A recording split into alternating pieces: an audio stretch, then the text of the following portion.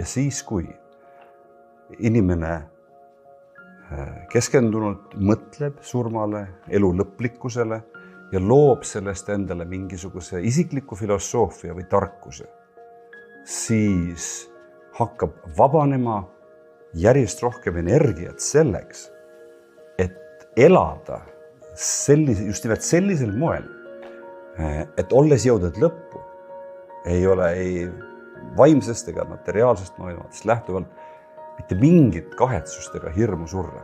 Muidugi ma olen optimistlik, ma olen ise veel noor võrdlemisi. Me oleme inimestena üles ehitatud niimoodi, et meil on see ellujäämisinstinkt. Kui võetes praegu mind hakkas karu ründama siin, eks ole, või sind leopard või ma ei tea, kui juhtuks mingisugune tsunami või maavärisemine, me mõlemad sinuga hakkaksime ju hetkega rabelema, pingutamaks selle nimel, et ellu jääda. Aga ma ei räägi sellest, eks ole, ma räägin sellest, kui on elatud auväärne elu ja jõutud mingisse staadiumisse,